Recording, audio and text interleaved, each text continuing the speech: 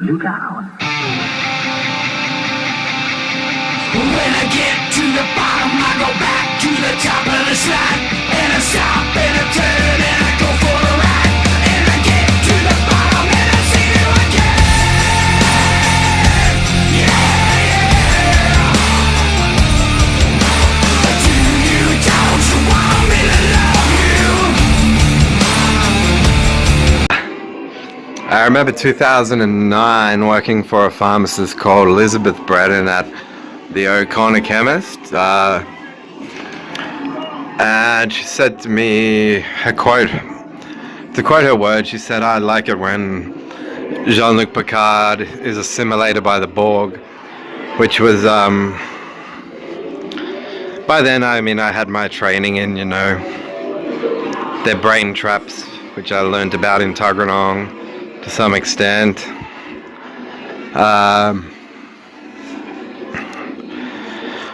So that was obviously metaphorical and euphemistic talk for what they call clockwork.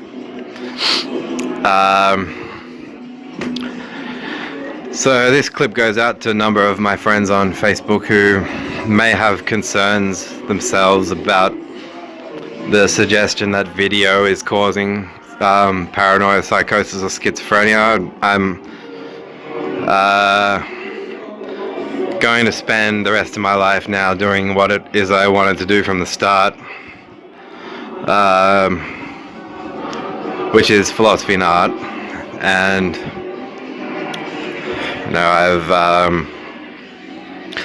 I've seen the attrition and hatred that the religious right have towards philosophers and artists who have gotten out of the Bronze Age.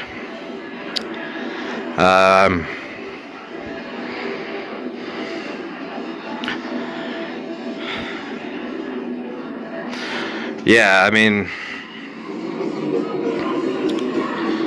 once again, now my pain is considered physically disabling pain, and I've had my last run-in, what I hope is my last run-in with Calvary and the Canberra Hospital staff, because their assessors end up finding out constantly that they're believers, and I don't know if there's some sort of citizenry switch of idealism when a prime minister changes. Like I've said before, when Julia Gillard wanted to be the prime minister, I said, well, I looked into her ideology and found she was an unbeliever. So as a kid, I would think how good it would be to have a female prime minister, but that wasn't enough for me to want to vote when Gillard was running for the position. It was her atheism. Because I could imagine many positive changes for Australia if Gillard had remained in power, and I think she still should be. A friend of mine has argued that the Queen had played a role in the termination of Gough Whitlam's power as Prime Minister in the 70s. I don't know enough about the details to have my own point of view to advance, but I'm wondering what it is that that brought an end to Gillard's leadership, because I was in favour of it.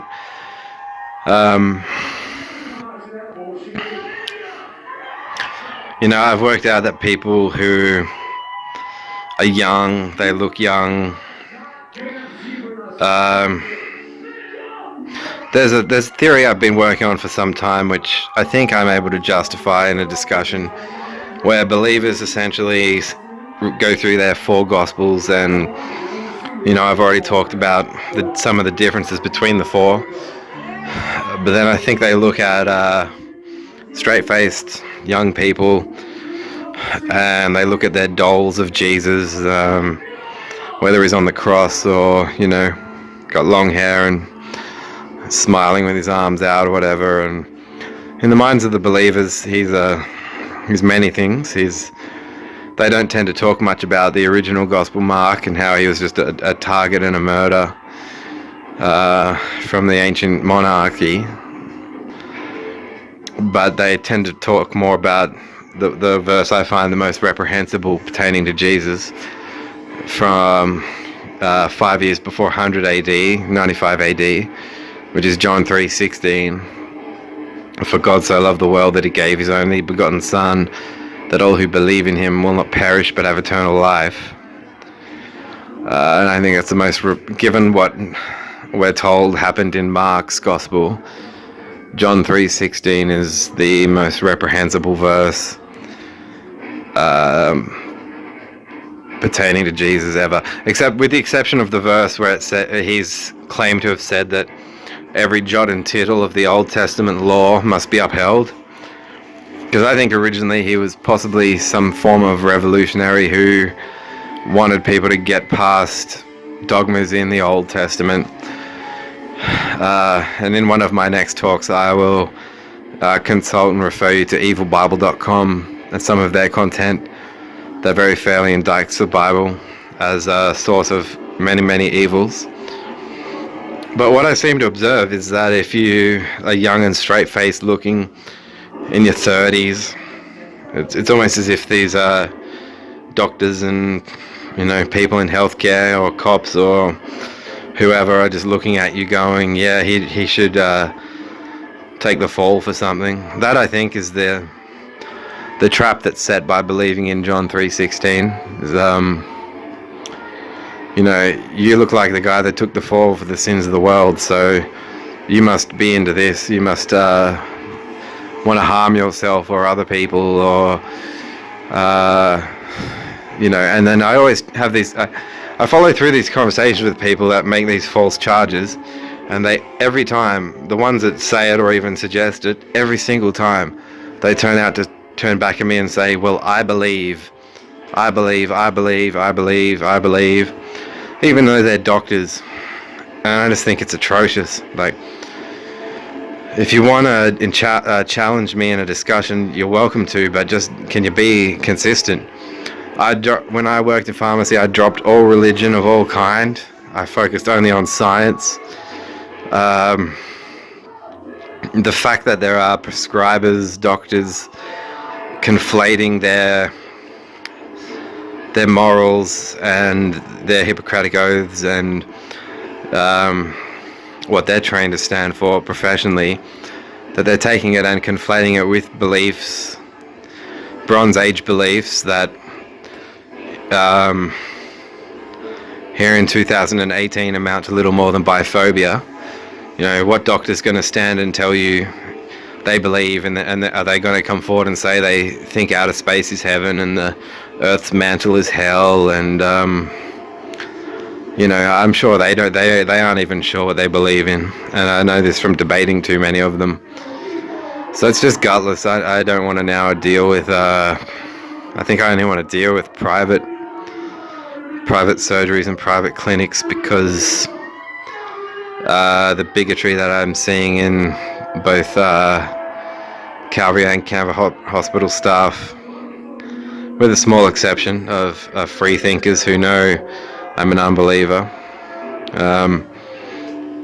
When I was 19, I ran certain checks on the behaviors of the responses of domestic animals to human appearances. I would try things like completely blacking out my face in cosmetics and drawing bright white pupils, and then I'd go and look at a dog over the neighbor's fence, and the dog would bark relentlessly. But then if I had my face painted white with giant black pupils, that same dog was approaching the fence really friendly. And so I started to make observations like that and think, well, it's kind of superficial in a way, but it suggests some connection between what scientists would call photoelectricity and responses in the animal brain, in canine brains. This was a dog that I had no prior affiliation with, except to look at it twice, once with a black face and white pupils, and another time with the white face and black pupils, and the emotional response was completely different. But what I find to be reprehensible is that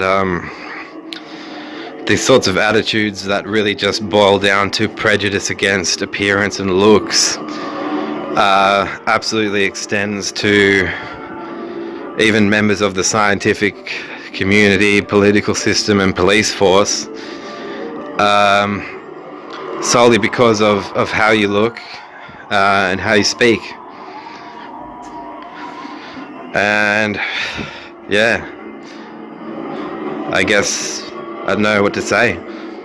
I've got these wonderful African neighbors in the units down near the driveway, and they're quite accepting of me. They often call me brother. They say I walk like a girl, but I think they're brilliant people. Richard Dawkins' book River Out of Eden will talk about in a chapter called African Eve, which is obviously, the title of the chapter is obviously satirical of the Bible, but it talks about the human genome beginning in Africa, that over long periods of time Africans had to flee and migrate out to other countries, and the human race changed in terms of culture, skin tone, forms of language, idiosyncrasies and things like that. But apparently, as far as we go as Homo sapiens, it all began in Africa, which is why I think the film clip Black Tie White Noise by David Bowie is a very special song. It's written in 1993 and I listen to it regularly.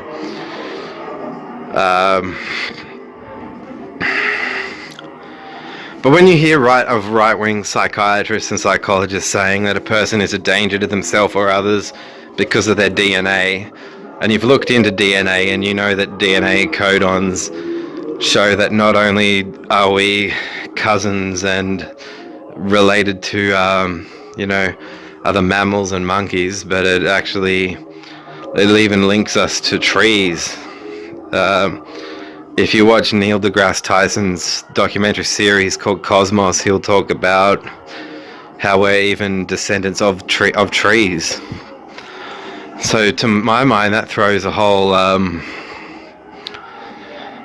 it throws a lot of question marks at the very idea or suggestion that a person's DNA could trigger them to make a violent act. Like, what if the parts of them that came from a tree just triggered them to stand perfectly still and are not in charge against anyone? You know, we don't hear bigoted Christian scientists drawing our attention to that. No, because their savior was nailed to a tree, so it's not going to fucking occur to them. Their murdered, raped savior.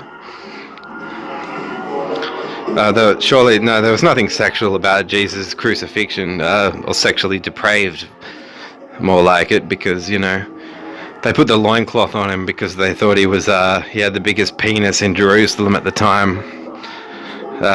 That's why they put the loincloth on him.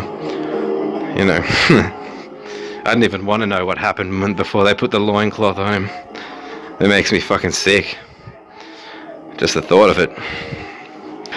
Some of those that work forces are the same that burn crosses.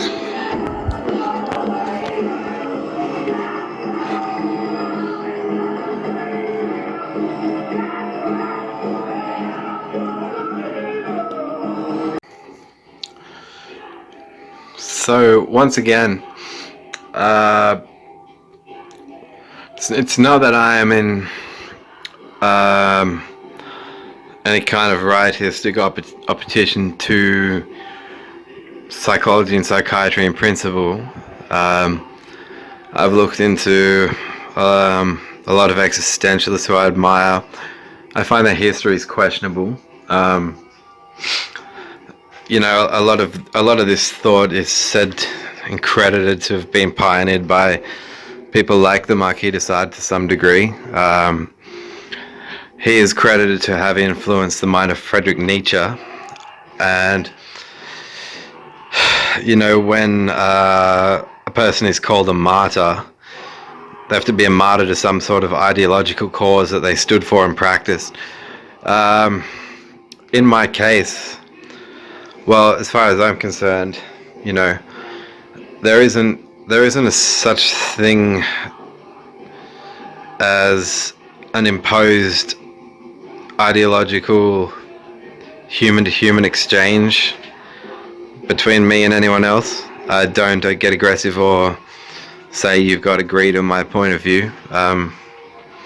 In philosophy, I've always challenged and been open to challenges from people to try to justify and persuade the merits of their point of view to me, so I can benefit potentially from it if they have something significant to say. But we know that Friedrich Nietzsche was inspired by the Marquis de Sade. In my studies of the Antichrist, he does make some poignant rejections of a lot of the sayings in the New Testament attributed to Jesus, but they tend to be in what we now know to be the later Gospels, the Matthew, Luke's, and John's, which I don't think Nietzsche in his day was aware of modern Jesus seminar conclusions about gospel datings.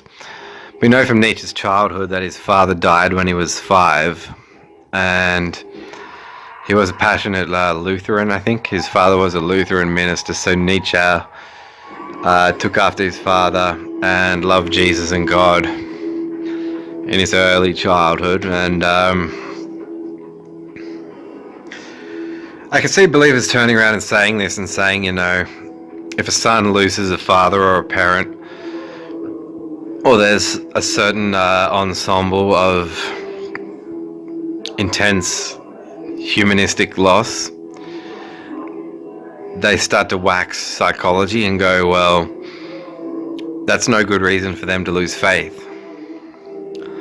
But conversely, their faith was, in the first place, instilled by the very parents who they lost, and these criticisms tend to come from believers whose families are still intact and they're still practicing the same faith. And so is it hypocritical for people who have been believers their whole lives to look at Nietzsche and say, well, Nietzsche, you lost faith when you were 5 because your dad died? Because that's a discredit to Nietzsche, because he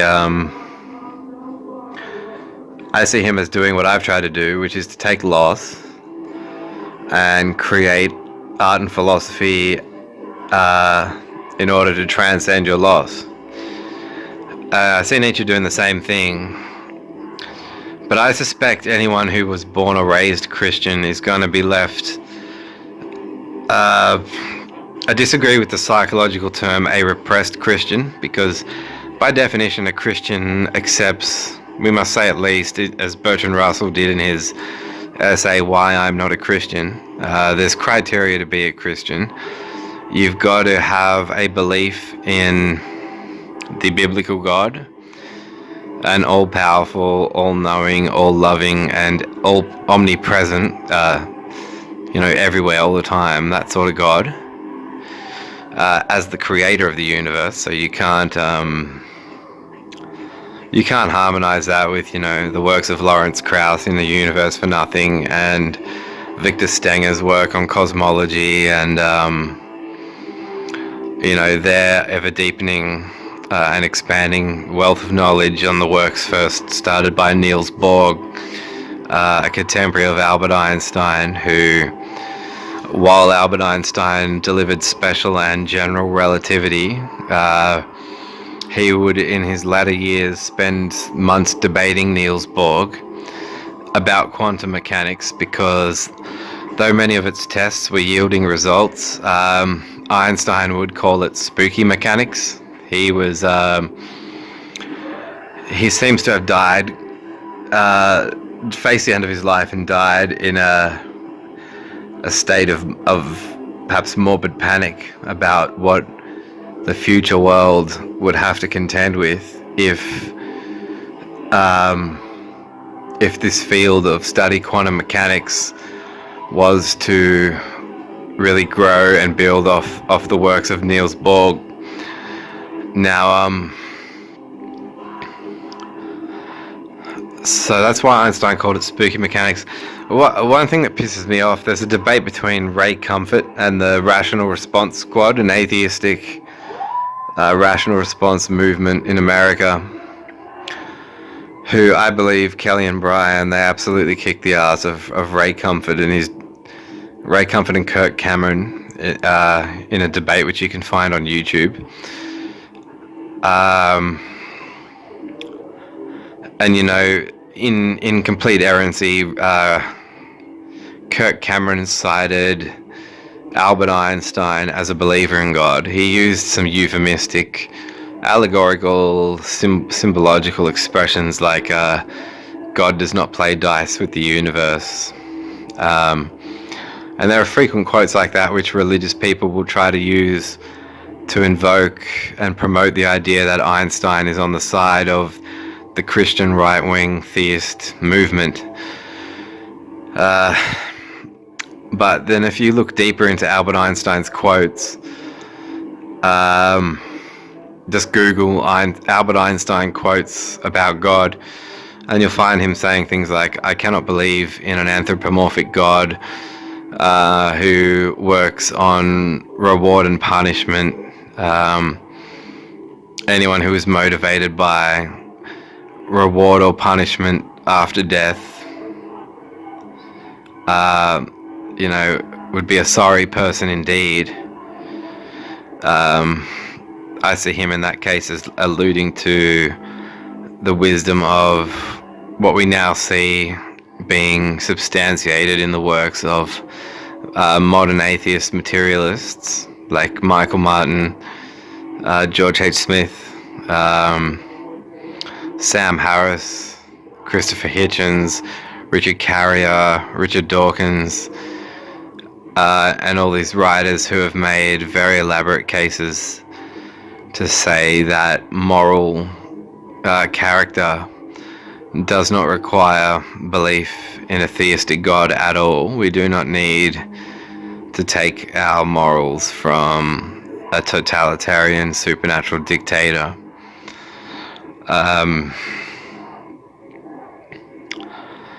To summarize Sam Harris's proposal in his book, The Moral Landscape, he talks about if an exchange between you and somebody else promotes and enhances their well-being, he says if we had a world that was just comprised of rocks and there were no sentient life on it, and there were no lizards, there were no paramecium, just rocks, then none of those rocks would have any sorts of value systems, and nothing would mean anything to them. Whether a rock sat on a mountaintop for 200 years or whether it was thrown, off a cliff, the value system of that rock isn't going to change at all. You need to have organisms with conscious systems to appreciate value or the impediment of value. So Sam Harris argues in The Moral Landscape, in short, that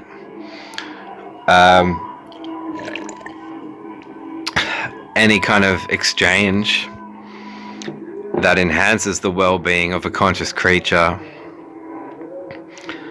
is arguably a good action, whereas any action that detracts from conscious well-being, he suggests is evil.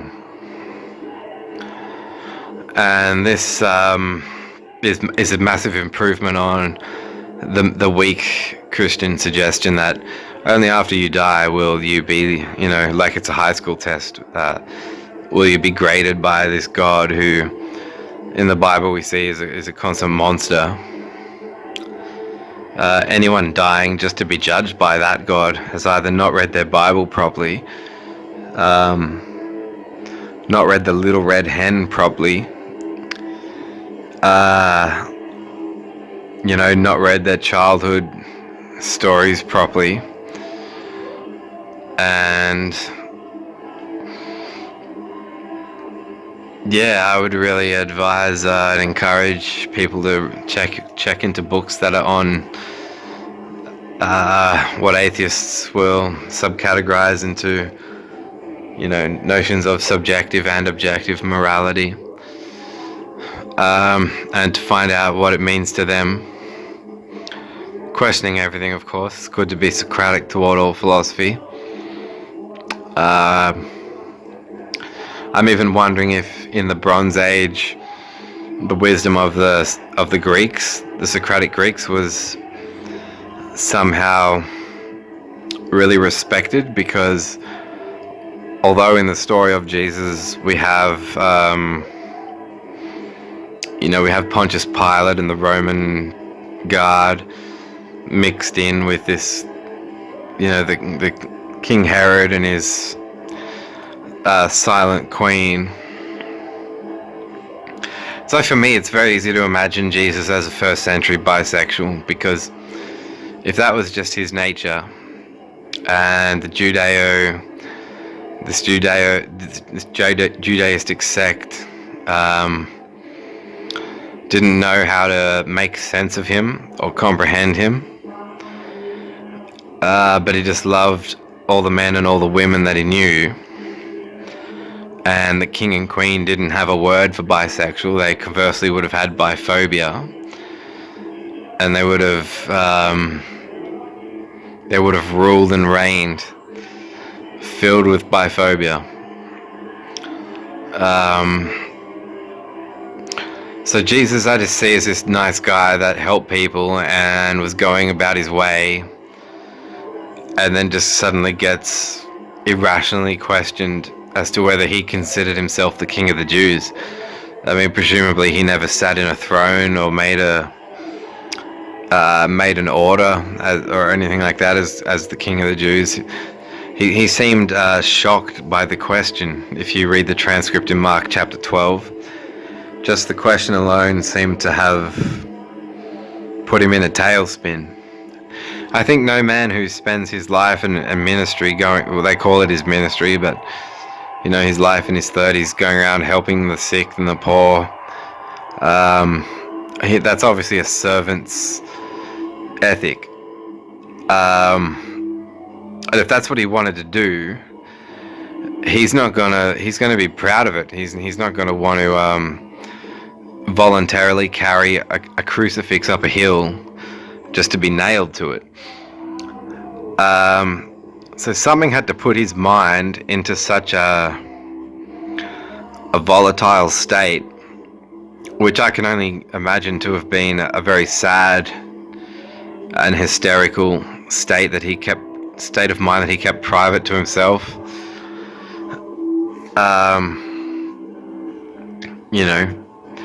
He gets asked, "Are you the king of the Jews?" and he doesn't know how to take it. He says, "Well, you said it," when in fact they asked him. So that's the only point. That's, as an atheist, that's the only thing I want Christians or people contemplating ending their Christianity to think about is, why do we have this Gospel of Mark, which your Bible puts after Matthew, in which the trial transcript shows that at worst Jesus was asked if he was the king of the Jews, and his reply was, "Well, you said it, not well, you asked me."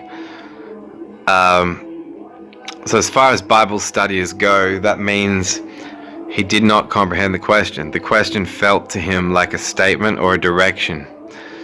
So he just said, "Well, you said it." And that's not literally correct. And that's our earliest gospel. So therefore, in our earliest gospel on Jesus' trial, he was asked if he was the king of the Jews. He said to his accuser, "Well, you said it, not well, you asked me." So he didn't even get to answer the question. And I think he was put into, I don't know what the word is for the mind, for the state of his mind at that time. As I've said, I can only imagine him being suicidal, kind of going, "What the? Huh? Why'd you ask me that? What do you mean? I'm not the king of the Jews. When did I say I was the king of the Jews? I don't particularly like the monarchy. I just help people. Why are you accusing me of being the king of the Jews?" And that's what brings me back to wondering if he was bisexual, because bisexual love would have meant that he would do his best to love all the men and women that he would cross paths with. Obviously, kings and queens weren't operating that way, so if he was creating some kind of cultural, he had some style about him that was impressing his peers and his community, I can see it triggering envy, jealousy, King Herod and his queen going, well, who the fuck is this man? How come he's having this effect on our people? And what do we call him? And there was no word for bisexual, and they were definitely biphobic, you know. Male to male affections were punished to death by stoning.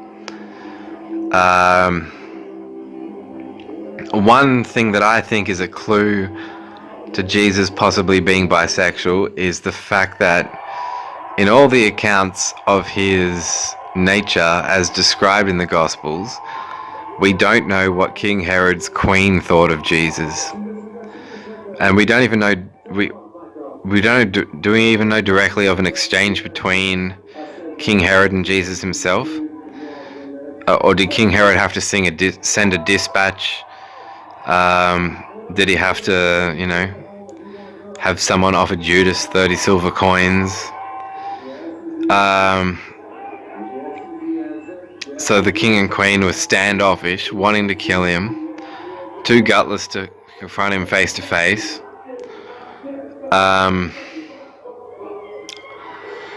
And they don't want to say, and that's what we notice in the later Gospels, is they don't want to say that this man just died because of the nature of his heart. And because of the stench of Christianity polluting even politics now, you know, like it's no gain for me that we now have a Christian prime minister. Even in this state of disabling physical pain, I would debate him publicly if he wanted, because to spend a decade working in a private sector pharmacy group that, from all managers' speech, I couldn't find one. I can think of one pharmacist who was possibly thought bisexual health rights mean something. But that's not enough for me. I mean, I think the whole LGBT community, their rights deserve to be this. This movement really is quite new. It kicked off in the 1960s with, you know, there's a story of a bisexual chick making a great stand. There was the artist Patti Smith, famous for the song Rock and Roll Nigger, which my Baptist Marilyn Manson covered in 1995. There's David Bowie, who has made more albums than anyone else I can think of, like 50 albums in his career. And he was a huge supporter of the bisexual rights movement. And because supernaturalist Christians want to insist that Jesus ascended into outer space, you know, the scientist Carl Sagan told Bishop John Spong that according to his astronomical calculations, even if Jesus had ascended in 33 AD to heaven, and they thought the earth was flat and heaven was above the clouds and that earth had four corners to it, so Jesus ascending to heaven would be like a rocket launch. It would be like more spectacular technologically and scientifically than the moon landing, because he didn't need a rocket ship. He didn't need Buzz Aldrin and Neil Armstrong and one giant leap for mankind. You know, all he needed was to get nailed to a cross with metal and a crown of thorns, and a loincloth and no oxygen supply, and jettison into the Milky Way galaxy's depths. And that's quite a feat for a Bronze Age man. According to every knowledge of anatomy, though, he would have run out of breath within, 12 20 seconds outside of Earth's atmosphere. I think you last 20 seconds. But anyway, Carl Sagan had calculated and explained to Bishop Spong that even if Jesus ascended into heaven, and by heaven upside down by Marilyn Manson, but even if he ascended into heaven at the speed of light, he would still be in the Milky Way galaxy right now, even after 2,000 years. Well, hang on, 2,000, yeah. Once we get to 2033, it will be exactly 2,000 years. But according to Carl Sagan's calculations, he would still be in our galaxy somewhere. And it just irks me that, any politician turning to a scientist in principle is wanting to know about the logistics of things. They're wanting to know about scientific logic. They're wanting to know about reason. They're wanting to know about causality. They're wanting to know about the mechanics of the mind, body. And yet, they tell us that they're here to somehow enlighten this land that was stolen from these Aborigines by bringing more fucking goddamn... I say goddamn, I spell it GAWDAMN, because I don't want it to be construed that I am waxing expletives to a deity. It's more like a satirical breakdown. I learned it from one of my mentors, Cliff Walker, a gentleman who's now dead, sadly, from, I think it was Toronto. I'd have to reread my old files, but we had many email exchanges after I left church, and he had a really beautiful mind. It's a shame that they've closed down his website, positiveatheism.org, because mine and his interviews were stored there, and he at some point wanted me to help sustain his website. But I've saved all the content of my exchanges with him. This hypocrisy with Roger Tall is that he does indeed love licking the celebrity taint. I noticed it at first when I was DJing at a conference. I don't think I in retrospect should have DJ'd for Capital Chemist, because I'm the one who introduced DJing in principle to their conference options. I was their first DJ, and I got paid with a massage chair, which I recently gave to a neighbour because I'm here in a flash and gone without a trace. But he likes Boston, and they were all saying to me, make sure you play Roger's favourite song. It's More Than a Feeling by Boston. I studied the lyrics of it, because Gary Cans, he would conferences dress up like Kiss. Who's the one from Kiss with a star on his eyes? So,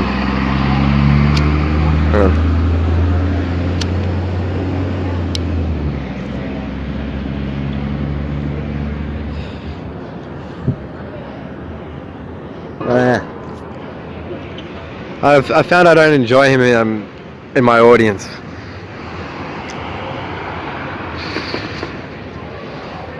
That one show, if I had just kept my at the start I was like, DJing is such a great break from what goes on in the stores, and maybe that would change if I entertained them. That was the thing I was thinking.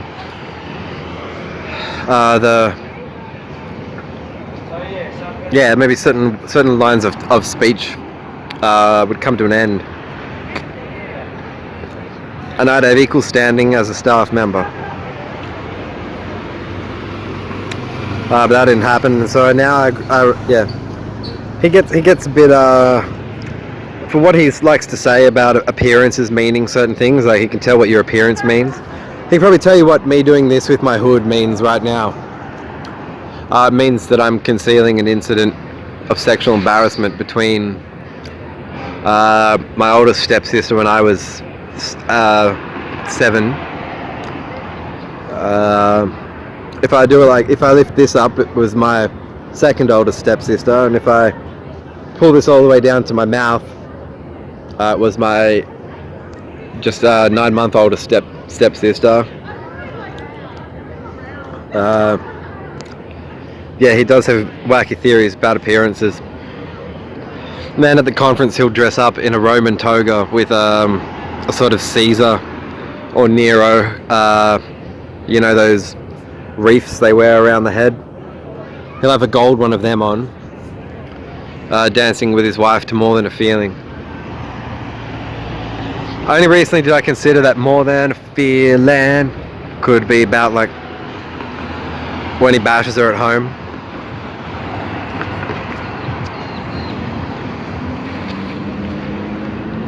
Or like intellectually owns her. I don't want to pry. I don't pry like the way he is known for his prying.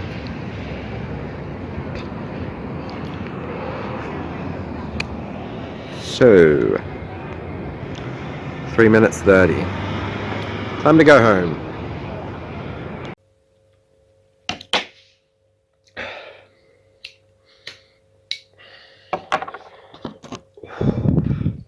So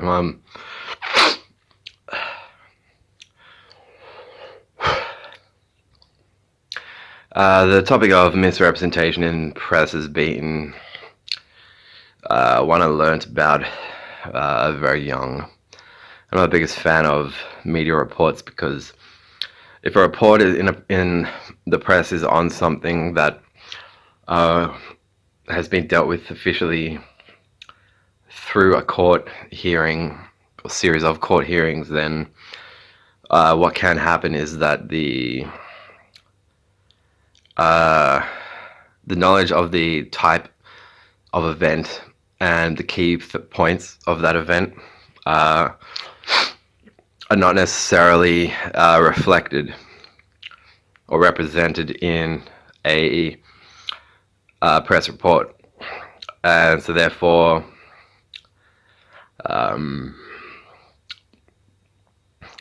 those even to the end of to the extent the person charged with who was the worst offending person in a party or a group of people that made it to the attention of the courts, those that party can be not adequately represented in a press report.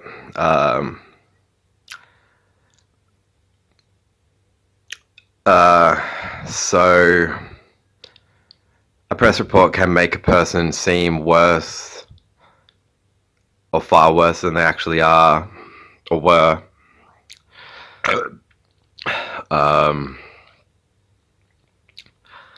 And so, that can lead to all other sorts of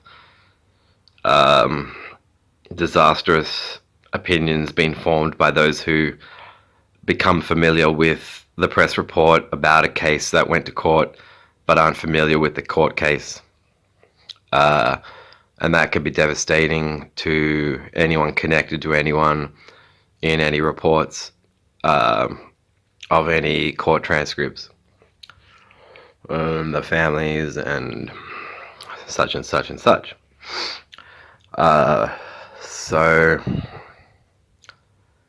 yeah, because of that I'm selective reader. Largely because of that. It's also a taste thing. I do not particularly stand for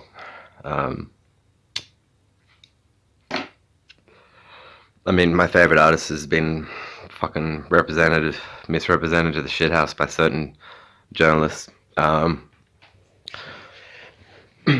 I love the way that he deals with it.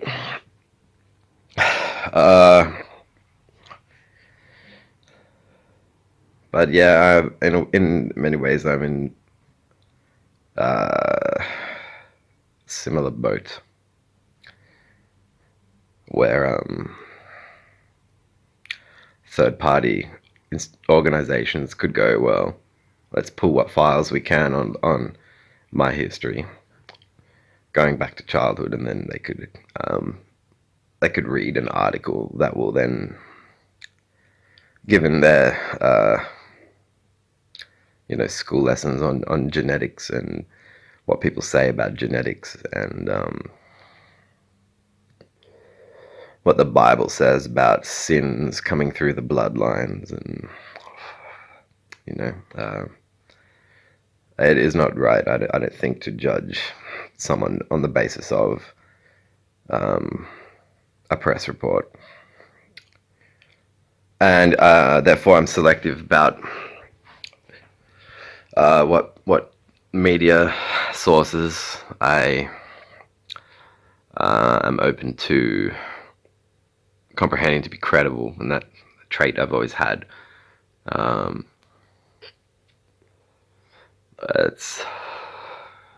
not much a fan of Murdoch or any kind of right-wing press organization where there's a religious believer running the show. I've never cared for. You see a lot of the kissing of the celebrity taint in these articles. I mean, I'm not the biggest Jimmy Barnes fan, but I read an article in, I think it was a Telegraph, and the headline was "Dirty Deeds Done Dirt Heap," and so the writer of that article is hoping that you will admire the article or take an interest in reading it because the title is satirical of a Jimmy Barnes song. So they're licking the celebrity taint. But the article just might as well be about, a Jimmy Barnes fan dying from cocaine, and Jimmy Barnes has been known to use cocaine, so they want to blame Jimmy Barnes. So I can see these sort of journos, indicting art and using art, wanting to indict art while using the credentials and credibility of artists, both as the hook to make you interested in reading the article, and then at the same time wanting to say that certain forms of art or art in general could be or is responsible for evils in the world, and it's usually the types of people to have narrow-minded, dogmatic views of evil, misfortune, and things like that, and to say that it's the fault of art. So I see them as those types of articles, with the headline that they've only written that headline that way because they want that artist's success to be the hook for why you read the article. But then they'll just as quickly write the article about how art is destroying civilization as we know it. And then there's a bald guy at the top running the media company, saying things like "bury your mistakes," because that's the first rule of credible journalists with integrity. It's to bury your mistakes.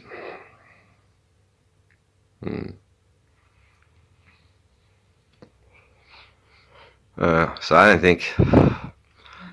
I would say what I learned in school about journalism was not an impediment to taking an interest in writing, as I did later, some years after school. But yeah, I couldn't work in that sort of environment. Yeah, because, well, now you know. But I'm actually sensitive to how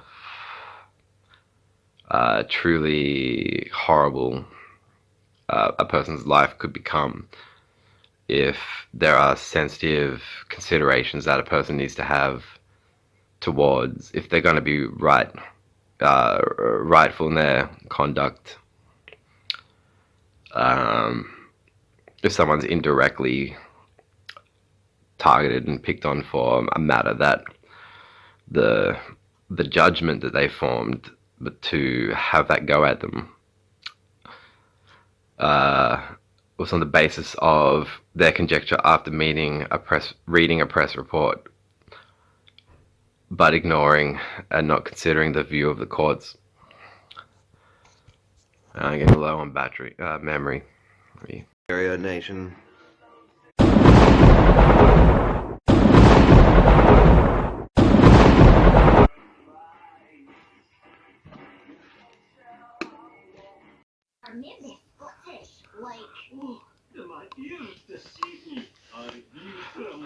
Hello, I'm going to hand you over to my friend Matty. He's got a 10-second speech.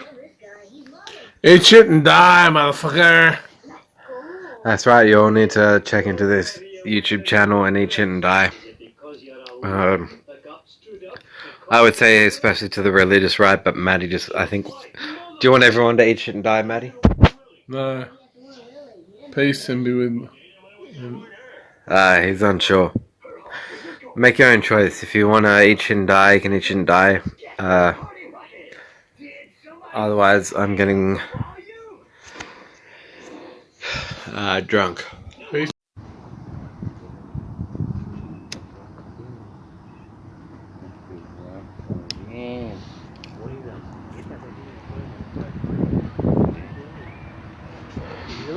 Hi, welcome to Sunday.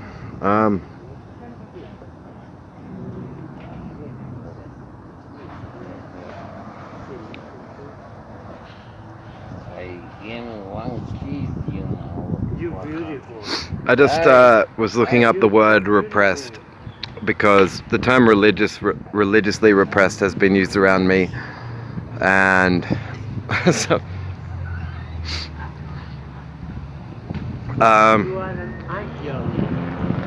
and to me, I don't know if it was been used in relation to me, but you look up the word repressed and it talks about keeping things in and holding back, and well, I feel in my case there are a lot of things I have to say concerning religion. All of which pretty much center around the logically fallacious and the not worth believing. It's nothing like a religious. It's not like some of the testimonies people give where they talk like it was a heartbreak in its own right.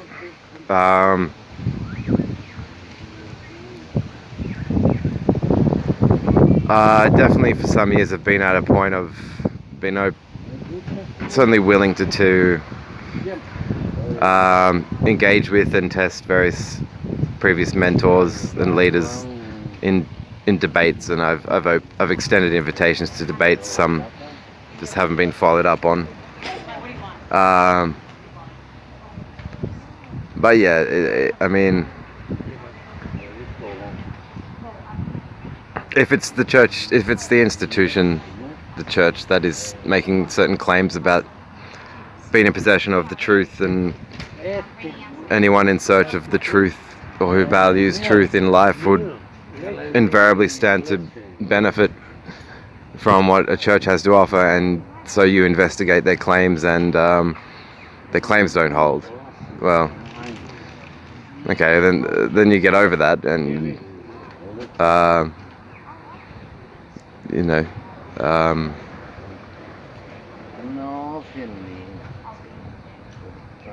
yeah, so I'm not sure. I just find I don't like the term repressed. I mean, what becomes something that you wasted your time and effort on, and were deceived? I mean, the proudest point that the believers I knew would appeal to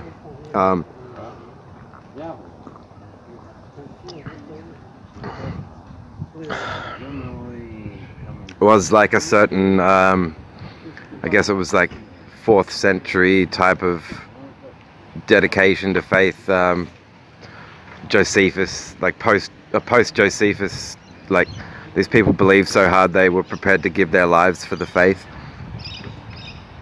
I'm like, well, it's great. Were they prepared to argue and win arguments?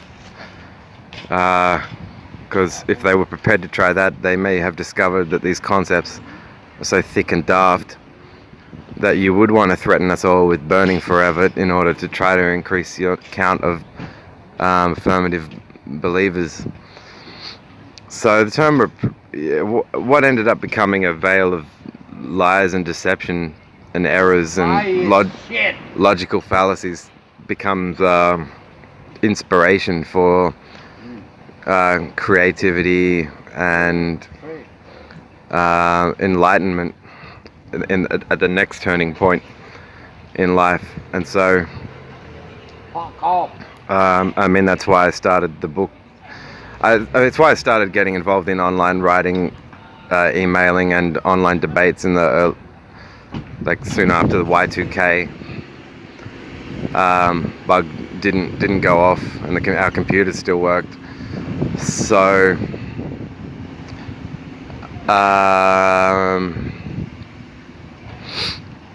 yeah.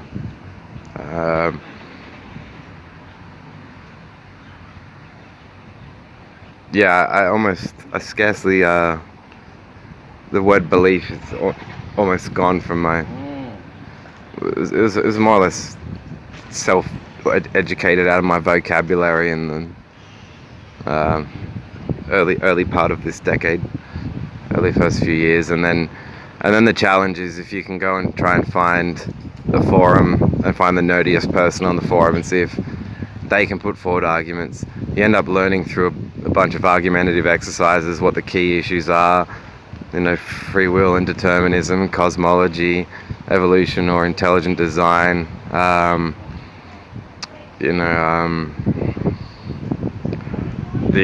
why does morality exist, all these sorts of avenues. Is humanism an adequate enough model to account for various schools of thought that are currently monopolized on by different religions, or it goes on and on, but I don't really think in terms of repressed. If you are made to feel at a time that you are holding a lot of things back, I always love this line, fail to see the tragic, turn it into magic, was an attitude, more of an attitude that, it's from a song called Dope Hat by Marilyn Manson from his first album, Portrait of an American Family, and I just think it's a very cool line. Anyway,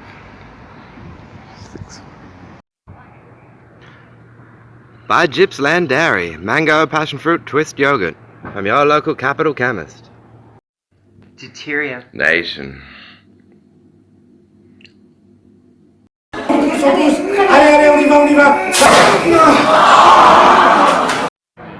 Luke Banton's Deterioration. Ruined my life.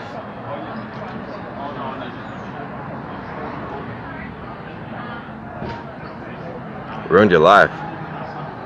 Can't watch it ever again. What's wrong with it? I don't know. Beyond all recognition. Fucked up.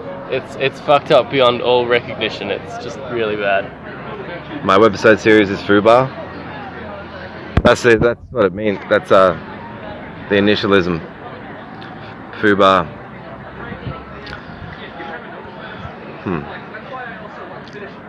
Oh wow, that's pretty trippy.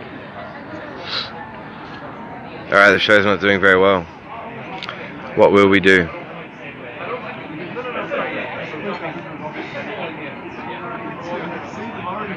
Come back to the webisodes.